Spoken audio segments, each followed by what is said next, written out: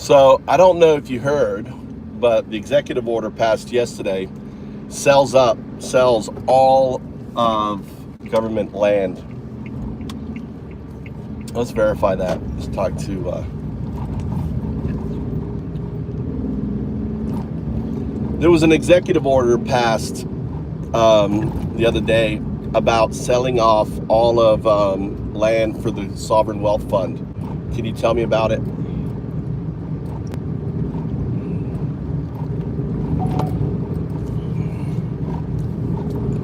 On February 3rd, 2025, President Trump signed Executive Order 14196, directing the Treasury and Commerce Secretaries to develop a plan within 90 days for a U.S. sovereign wealth fund to promote long-term financial health. Okay, so it is now May, and there was another executive order issued just recently regarding that.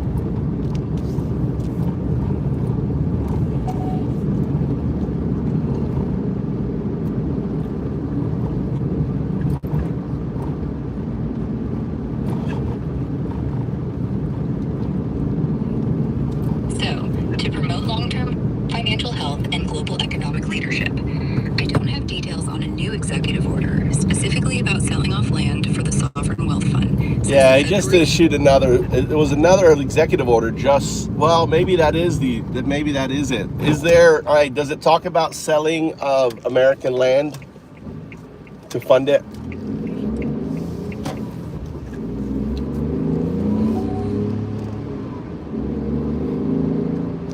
Executive Order 14196, signed on February 3rd, 2025, doesn't directly mention selling American land to fund the Sovereign Wealth Fund. It focuses on directing the Treasury and Commerce Secretaries to create a plan for the fund. Nah, I just read something where it just did. You're not finding it.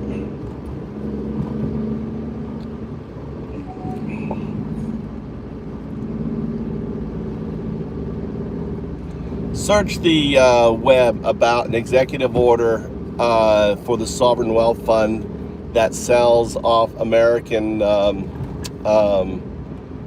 assets to fund it.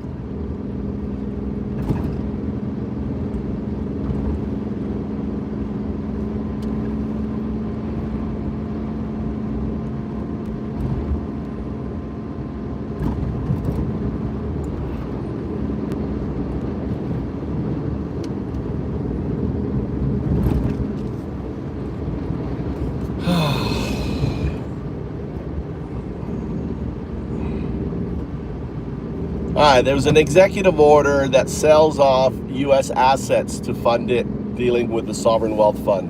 Can you search the web for it?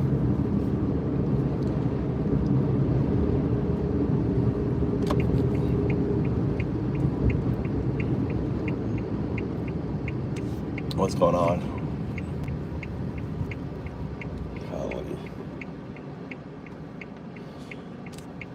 I just fucking saw it, dude.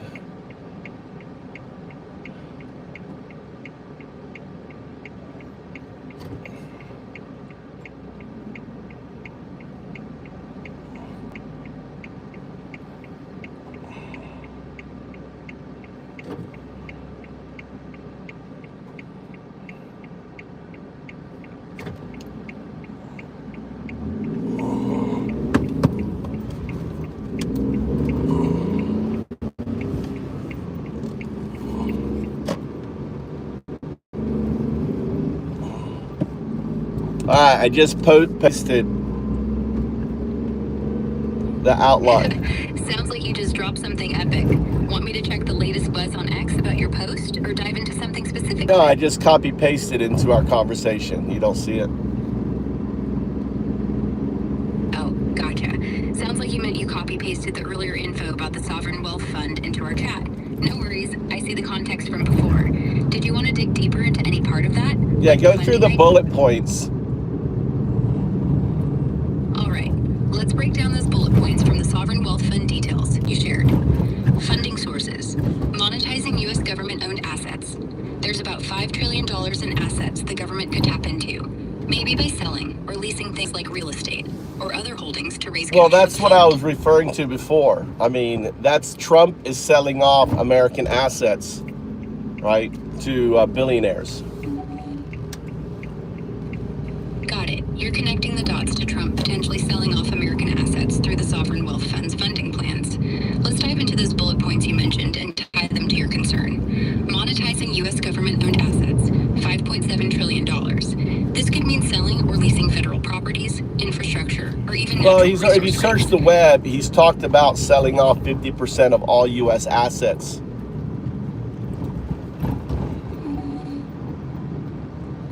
I hear your concern about claims that Trump is talking about selling off 50% of U.S. assets.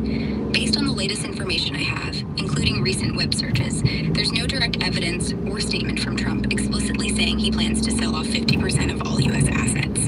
The discussions around the proposed sovereign wealth fund do mention monetizing government-owned assets, valued at about $5.7 trillion, as a potential funding source, but there's no specific figure, like 50%, tied to it in the executive order or credible reports. Here's a quick look at the funding points you brought up. Addressing your worry. Monetizing U.S. government-owned assets. This refers to potentially selling or leasing federal properties, like buildings, land, or resource rights. While this could involve significant assets, there's no confirmation of a plan to offload half of all U.S. assets, government or otherwise. The $5.7 trillion figure is a broad estimate of federal holdings, not a target for sale. Tariff revenues. This refers to potentially selling or leasing federal properties, not a target for sale. Monetizing tariff revenues. Using import tariffs to fund the initiative doesn't involve asset sales, so it's unrelated to selling off U.S. property. Liquidating public lands. This could mean selling federal lands, which some worry might include national parks or forests, but no scale like 50% of all assets has been outlined in policy discussions. I know, but has he mentioned, I think he's mentioned that selling off public lands.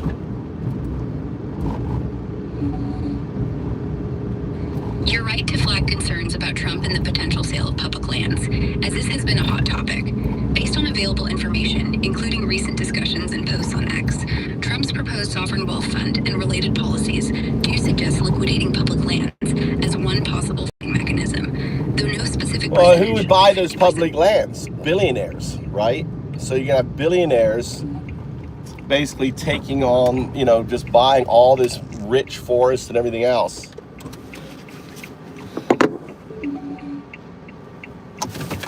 You're raising a valid concern about who might snap up U.S. public lands if they're sold off as part of funding something like the Sovereign Wealth Fund. Let's break it down based on what's out there. If public lands are put up for sale, it's likely that deep-pocketed buyers like billionaires, large corporations, or investment firms would be the primary players. Why? These lands, often rich in resources like timber, minerals, or oil, are valuable for development, require serious capital to acquire and manage. Billionaires and entities like private equity groups have been buying up large parcels of land in the U.S. for years, especially in places like the West, for things like commercial forests, ranches, or even speculative investments. For example, people like Dan and Ferris Wilks have bought vast tracts in Idaho, and Tiang Cheo Chen owns nearly 200,000 acres of Oregon timberland. Would it just be billionaires? Not necessarily. You could also see big oil companies, mining firms, or even foreign investors like Antofagasta, a mining company tied to a billionaire, which has eyed protected U.S. lands before jumping in, especially if lands are open for drilling or mining. Critics like Democratic Senator Catherine Cortez Masto have called moves to sell public lands a land grab to fund billionaire tax breaks, suggesting the primary beneficiaries could be wealthy insiders or industries with political clout. The worry about rich forests and natural landscapes is real. Environmental groups and tribal communities have voiced concerns that selling off Bureau of Land Management or Forest Service lands could lead to irreversible damage, like deforestation or loss of public access to recreational spaces. Once sold, these lands might be turned into private resorts, drilling sites, or timber harvests, prioritizing profit over conservation. No concrete plan confirms billions in land sales yet, and national parks are often excluded from proposed sales. But the idea is on the table, and the buyers would likely be those with the most cash and influence: billionaires, corporations, or connected investors. Want me to dig into any specific buyers or land types you're thinking about?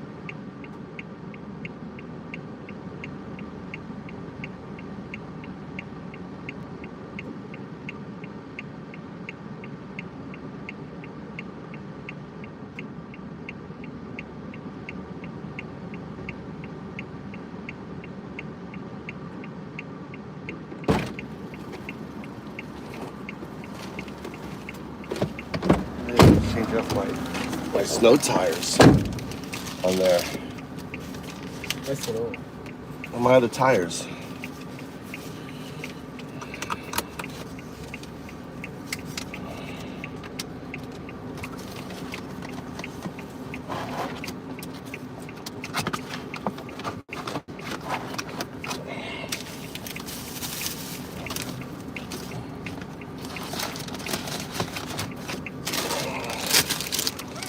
On there.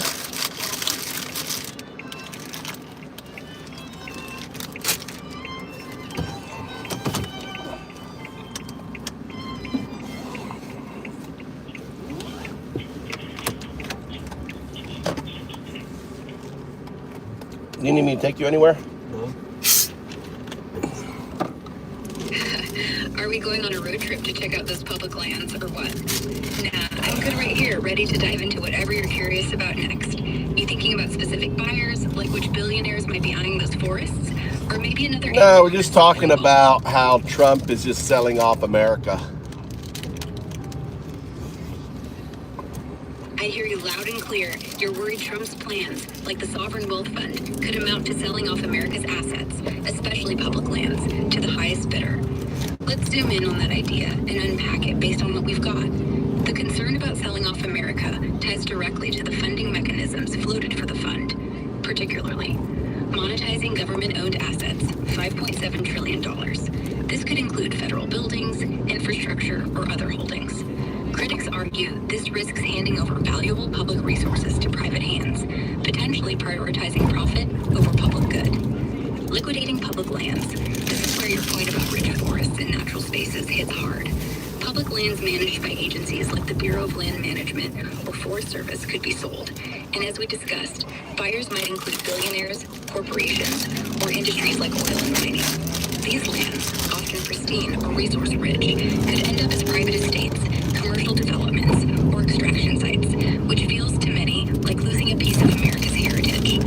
You mentioned billionaires before, and you're not wrong to suspect they'd be in the mix.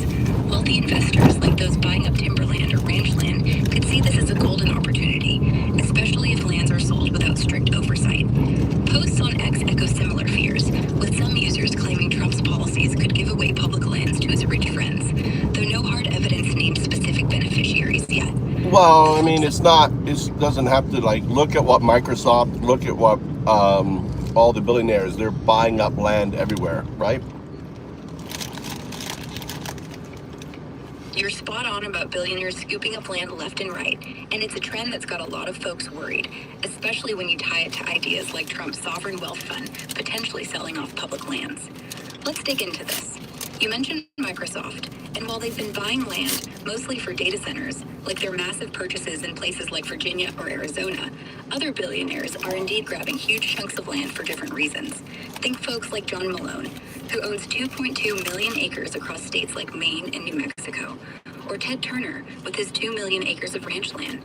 These guys are buying forests, ranches, and farmland, often for investment, conservation, or even just prestige. Why does this matter for the public lands concern? If the government starts selling off federal lands to fund the Sovereign Wealth Fund, it's not a stretch to imagine these same ultra-wealthy players or corporate giants like timber or mining companies lining up to bid. Public lands, like those managed by the Bureau of Land Management, could go to private buyers who might turn forests into commercial zones or block public access. The fear is that America's natural treasures get carved up for profit, not public benefit.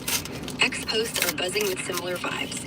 Some users say billionaires are already land grabbing under the radar, though hard proof of coordinated sell-offs is scarce. The counter-argument is that land sales could fund critical projects, but skeptics, like you seem to be, worry it's less about national gain and more about enriching the elite. Want to zero in on a specific billionaire or region, or maybe explore what kinds of lands might be most... Well, look at individuals. We'll look at other individual holders like, Zuckerberg, Elon Musk. I mean, what are their land holdings? Corporations. So, anyway, you're curious about individual billionaires like Zuckerberg and Musk and what kind of land they've been snapping up. Let's dive into their land holdings based on what's out there. Mark Zuckerberg has been aggressively buying land, especially in Hawaii. He owns around 1,400 acres on Kauai, with purchases starting in 2014. His Kauai compound, called Kula Ranch, costs about $270 million, $170 million for land, and $150 million for construction. It includes 2 mansions, totaling 57,000 square feet, with 30 bedrooms and 30 bathrooms, plus features like an industrial kitchen and conference rooms. He also bought nearly 600 acres on Kauai's North Shore for $53 million in 2021. Beyond Hawaii, Zuckerberg's got properties in California, like a compound near Meta's Menlo Park headquarters. He spent $7 million on a property in 2011 and added 4 surrounding homes for over $43 million to ensure privacy. There's also talk of a Lake Tahoe estate and a $23 million mansion in Washington, D.C., though his total acreage outside Hawaii is less clear, likely under 10 acres for these urban properties. Some controversy popped up when he filed lawsuits in 2017 to claim small parcels within his Hawaiian land from native owners, though he later dropped those. Elon Musk, on the other hand, isn't as land-heavy as you might think. He's more focused on industrial and urban properties tied to his companies. In California, he owns a Bel Air mansion bought for $17 million, with about 20,248 square feet, and a nearby ranch home for $7 million, totaling maybe a few acres. His bigger footprint is in Texas, where SpaceX and Tesla have driven land purchases. For example, SpaceX owns or leases hundreds of acres in Boca Chica for Starbase, though exact figures are murky. Estimates suggest 500 acres. Tesla's Gigafactory in Austin sits on 2,100 acres, but that's company-owned, not personal. Musk famously doesn't own much residential property, often credited for his places or company sites, and there's no record of him buying vast rural lands like forests or ranches. Compared to someone like How about Gates? Neither Zuckerberg Gates? nor Musk is a top. I'm guessing you're asking about specific dates tied to the No, land purchases we were just talking Gates. about. Gates. Microsoft. Bill Gates.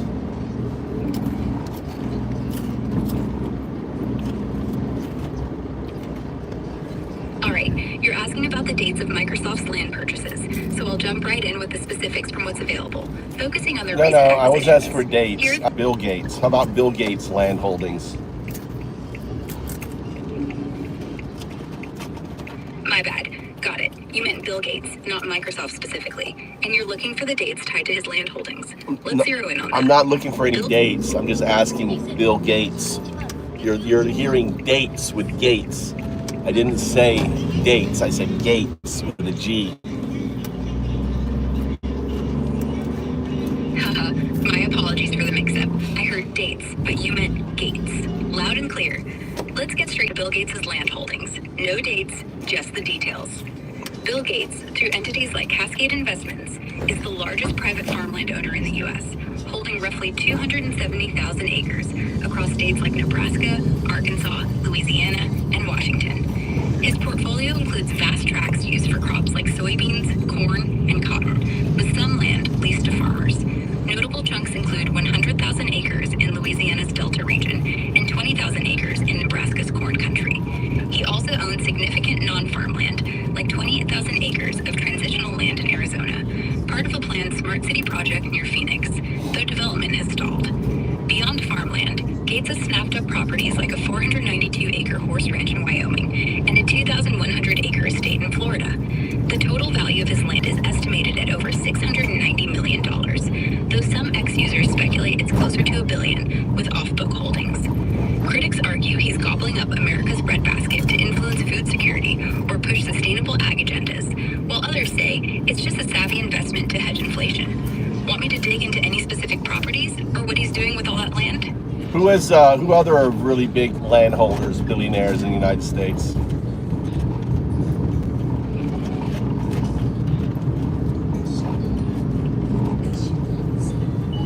All right, let's get into the other big billionaire landholders in the U.S., sticking to the heavy hitters who own massive tracts of land beyond Bill Gates. Based on the latest info, here's the rundown of the top billionaire landholders. Red Emerson and family, they top the list with 2.44 million acres across California, Oregon, and Washington. Their wealth comes from Sierra Pacific Industries, a timber company, and their land is mostly forested, used for lumber production, became the largest landowners in 2021 after buying 175,000 acres in Oregon. John Malone, So they would be billionaire, owns prime wanting to buy pristine American forest land that's been protected, all the old trees and stuff, natural forests.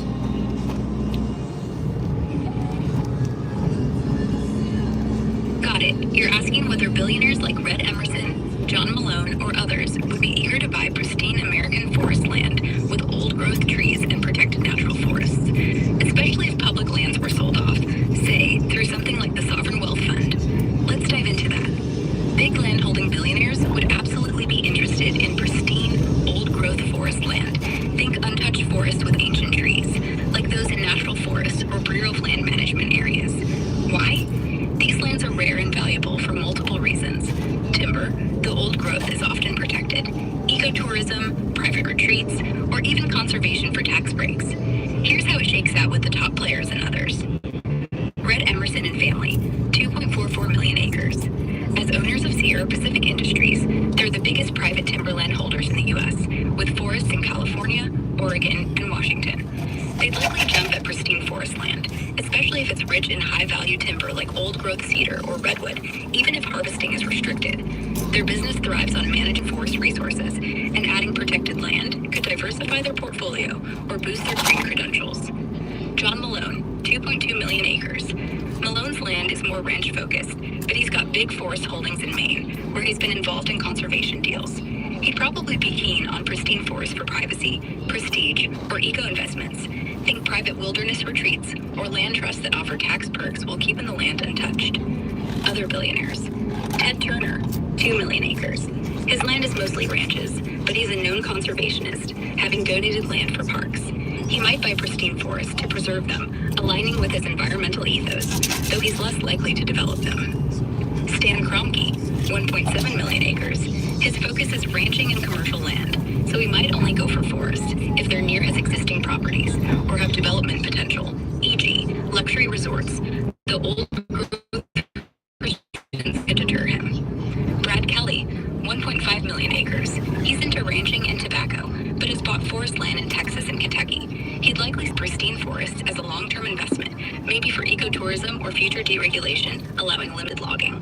Why the interest? Old-growth forests, like those with 200-year-old trees, are scarce. Less than 5% of U.S. forests are old growth, mostly on public lands in places like the Pacific Northwest or Alaska.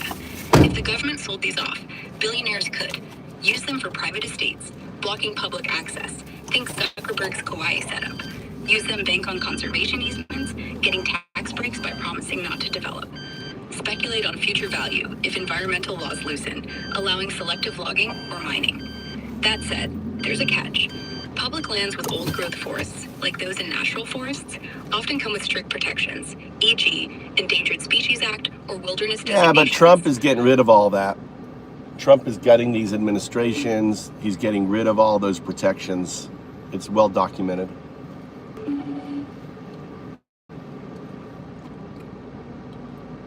You're diving right into the heart of it, worried that Trump's gutting environmental protections could open the floodgates for billionaires to buy up pristine American forest land, like old-growth forests, without the usual safeguards.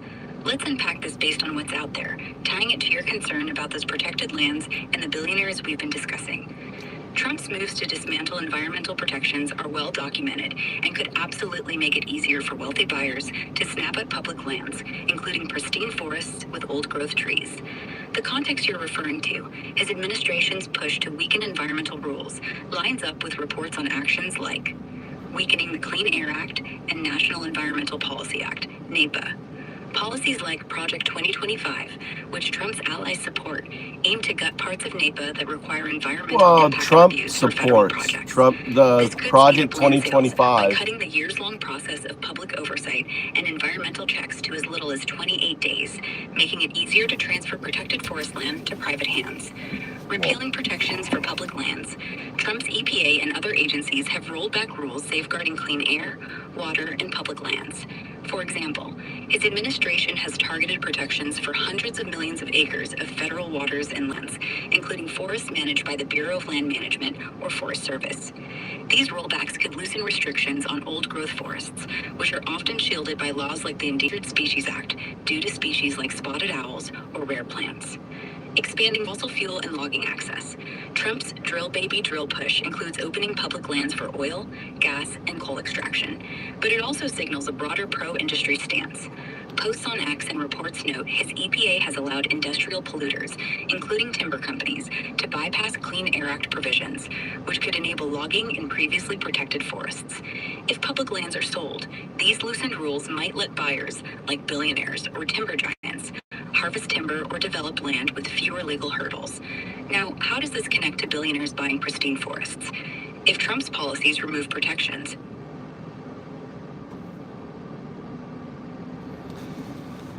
All right, hey, what's up, guys?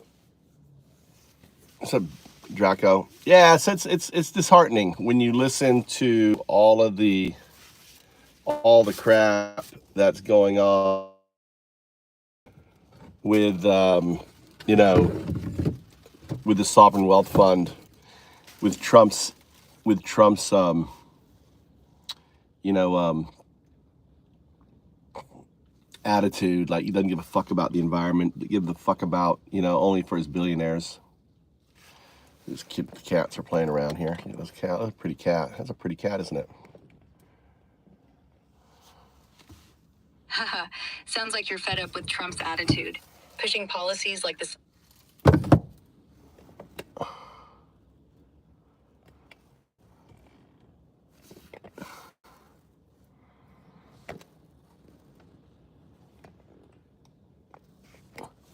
Yeah, I mean, he's using there's 5 trillion in assets, selling government. But see, that another way, he's dismantling the infrastructure and then selling it off so it can't be rebuilt.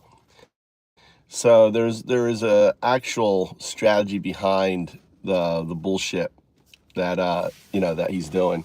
It's just sickening that these billionaires, you know, that America is so fucked because of the Supreme Court. Oh, I gotta go pick up Tommy now. Fuck, dude. I just picked up fucking my son. It's like taxi cab.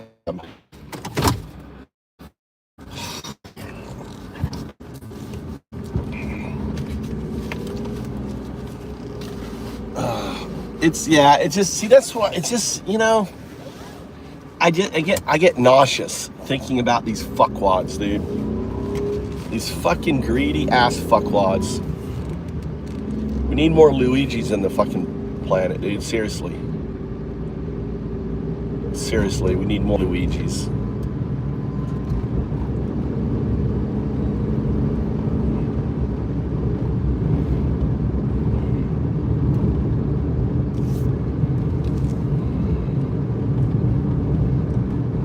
Yeah, it'd be great for billionaires to be afraid to fucking live, dude.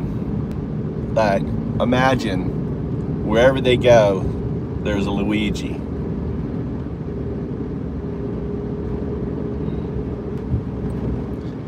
I'm so fucking fed up with these fuckers. I'm fed up with them all, you know? Billionaires are fucking evil. It's like evil.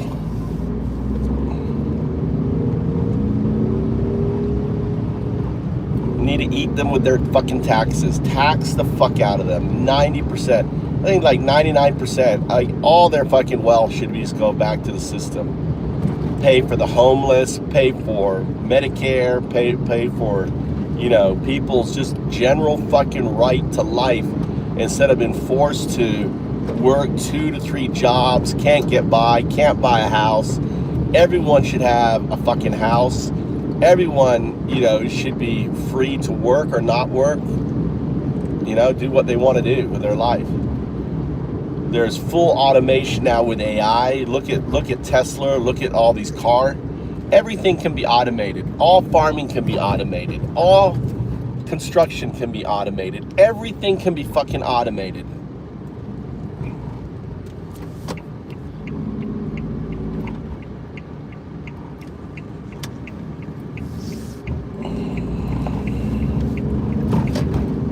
it's there isn't a fucking thing that could not be automated.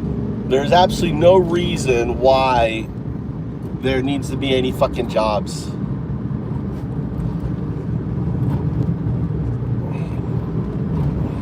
No reason. Every fucking job can be automated. If you can automate making a fucking Tesla, there isn't a fucking job that can't be automated. You know, we should be focused on making the world as clean, as pristine as possible. You know, is my opinion. So.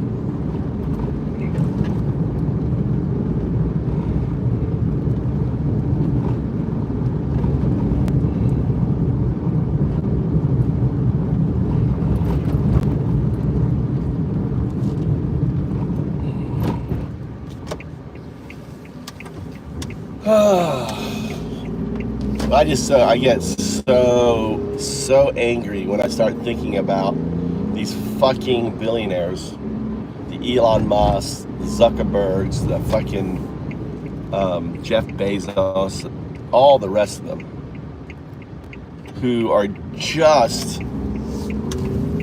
raping the planet, you know, have no sense of moral or decency at all.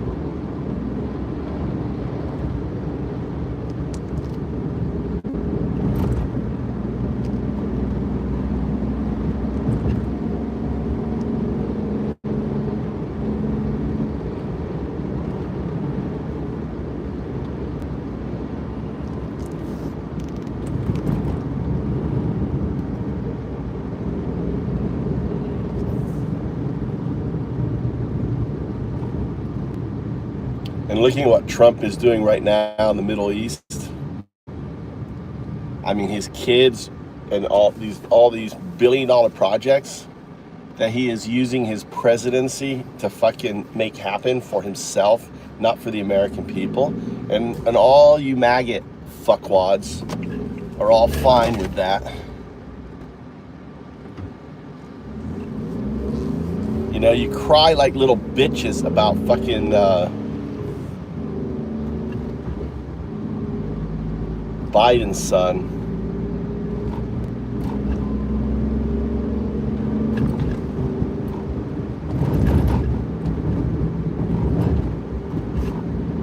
But you don't give a fuck about Trump, what he's doing with his family, to America, to the Constitution, to anything else.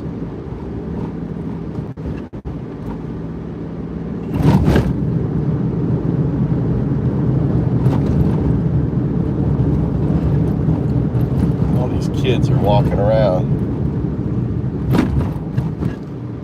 Oi!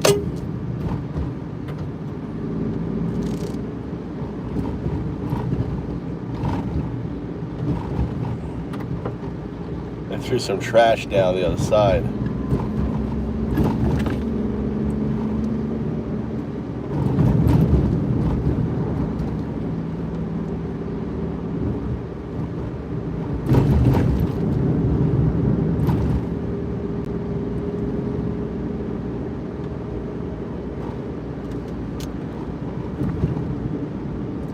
Anyway,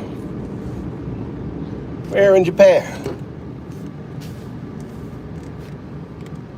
So we need to get nukes. Japan needs nukes. Fucking Japan needs to get nukes. Nukes for Japan. America needs to fuck off out of Japan. Japan needs nukes. Right? Poland needs nukes. Germany needs nukes. Everyone needs fucking nukes, dude. Everyone needs to nuke up, get nuclear weapons. because we can't trust America, can't trust, you know. There should be a rush. The only thing that's going to safeguard Japan is nukes.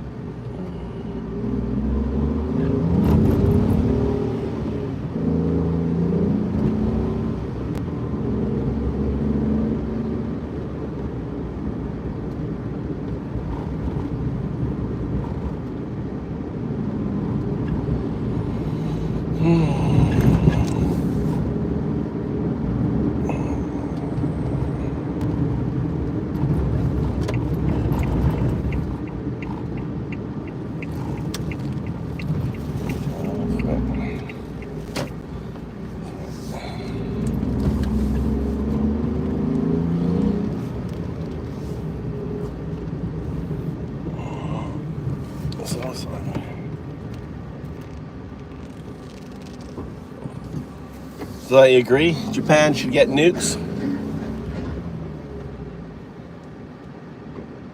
All right, you're doubling down on Japan needing nuclear weapons for its security.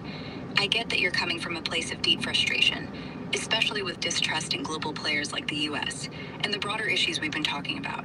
Billionaires, Trump's policies, and America's influence. Your view is that nukes could give Japan the leverage to stand on its own. Want to dive into what specific threats you think Japan faces that make nukes the answer? China. Or maybe I hear you zeroing in on China as a key reason why you think Japan needs nuclear weapons for its security. It sounds like you're pointing to China's growing influence and military power as a threat that Japan needs to counter independently, especially given your distrust of America's reliability. China's been flexing in the region. Think military buildup, South China Sea disputes, and tensions over Taiwan, which could make Japan feel vulnerable, especially without its own nuclear deterrent. Is there any talk about it on the news about Japan getting nukes?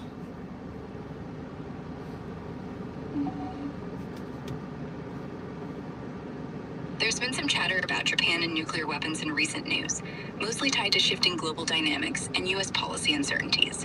The debate's been sparked by Donald Trump's comments about the cost of defending allies like Japan, which has led some in Japan to question their reliance on the U.S. nuclear umbrella. In March 2025, former high-ranking Japanese Defense Ministry and Self-Defense Forces officials called for an open discussion on nuclear weapons, breaking from Japan's long-standing taboo against them. This was reported by Nikkei Asia, noting that Japan's non-nuclear stance might be reconsidered if U.S. protection seems less certain. However, there's strong public opposition in Japan to going nuclear, rooted in the country's history as the only nation to suffer atomic bombings. Japan also sticks to its 3 non-nuclear principles: not possessing, producing, or permitting nuclear weapons on its soil. On the flip side, the Japan Times highlighted Tokyo's tricky position, supporting disarmament while relying on U.S. nukes for defense, which some see as contradictory. There's no mainstream push for Japan to actually develop nukes, and no concrete policy moves toward it, but the conversation's louder than it used to be. Want me to dig deeper into any specific articles, or check X for what people are saying about this? Tell me more about the article on the 25th of this month.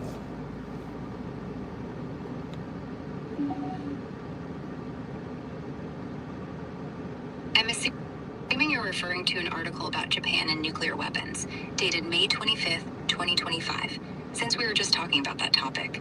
However, the search results I have don't include a specific article from that exact date.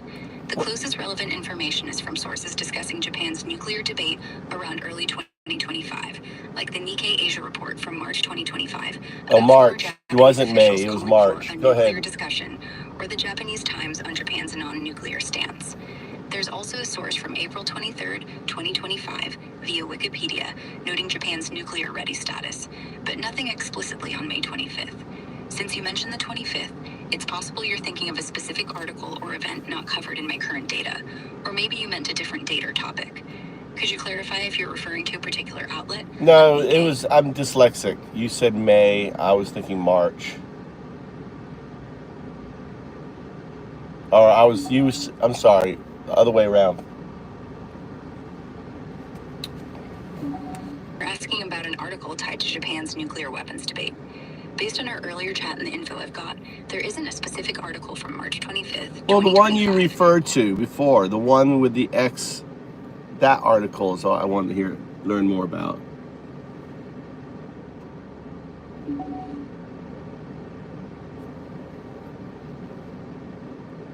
Got it. You're referring to the Nikkei Asia article I mentioned earlier, tied to posts on X, about Japan's nuclear weapons debate, published April 30th, 2025. Since you clarified you meant March, but we're likely thinking of this one, let's dive deeper into that article and what it says, sticking to your request to learn more about it. The Nikkei Asia piece reports on how U.S. President Donald Trump's complaints about the cost of defending allies like Japan have sparked questions in Tokyo about whether the country should reconsider its long-standing rejection of possessing nuclear weapons. It highlights a significant shift. In March 2025, who are the key players in that?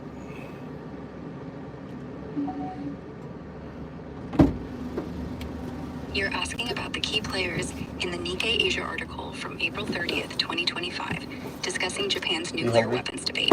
Since you specifically want to focus on that article, let's zero in on the main figures and entities highlighted there. The article doesn't name specific Japanese individuals as the primary drivers, but points to former high-ranking officials from Japan's defense ministry and self-defense forces as the key group pushing for a debate on nuclear weapons in March 2025. These ex-officials are described as breaking taboos by calling for open discussions on Japan potentially developing its own nuclear arsenal. Who are the officials?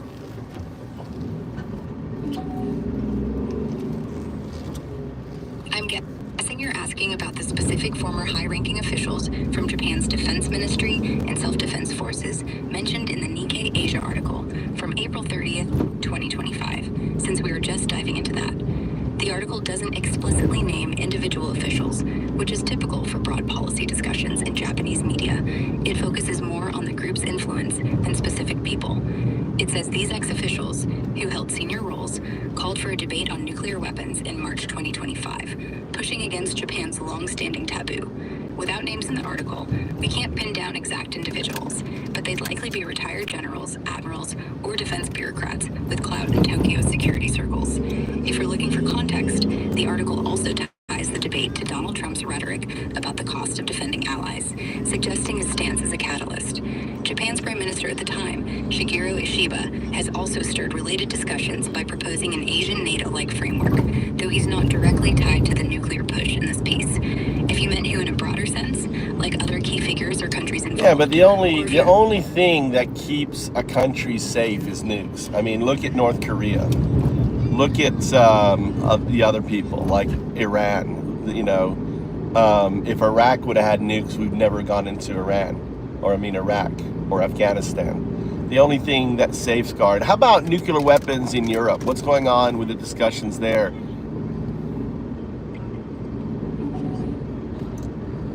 You want to do tomato onion or anything?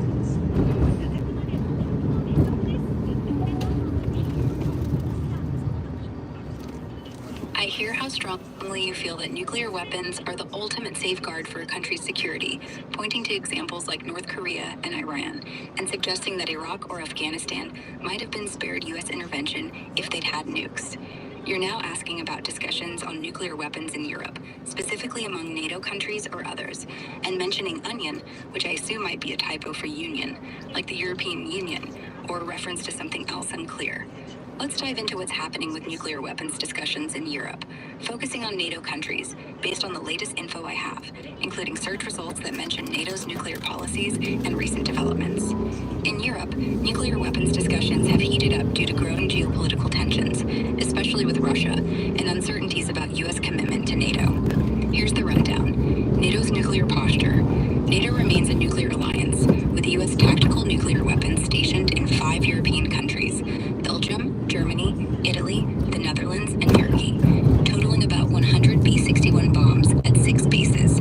These are part of NATO's nuclear sharing, where non-nuclear states host U.S. weapons for potential use by their air forces in a crisis. The Nuclear Planning Group, NPG,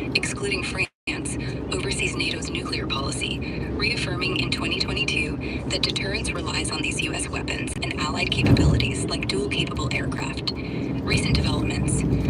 Russia's invasion of Ukraine and Vladimir Putin's nuclear saber rattling, including joint exercises with Belarus involving tactical nukes, spiked anxiety in Europe, particularly in bordering nations like Poland and the Baltics. This has fueled debates about strengthening NATO's nuclear deterrent. For instance, in June 2024, NATO Secretary General Jens Stoltenberg said the alliance was consulting on putting nuclear weapons on standby, signaling a tougher stance to deter Russia. Posts on X from that time reflect buzz about NATO showing its nuclear stockpile to send a message to adversaries. Calls for change. Some NATO members, like Germany, Norway, and Poland, are pushing for talks with Russia to reduce tensions over tactical nukes in Europe, possibly even removing U.S. weapons, citing operational and political concerns, like the outdated delivery of B-61 bombs, which require planes to fly over targets, exposing them to modern air defenses. However, France has blocked serious discussions, fearing it could weaken its own independent nuclear arsenal. Emerging debates. Russia's move to station nukes in Belarus, announced in March 2023, has raised fears of a new nuclear standoff, prompting NATO to reassess its strategy. Meanwhile, there's a quiet conversation in Europe about reducing reliance on the U.S. nuclear umbrella, especially with Trump's re-election looming. A Politico article. Well, Trump was re-elected.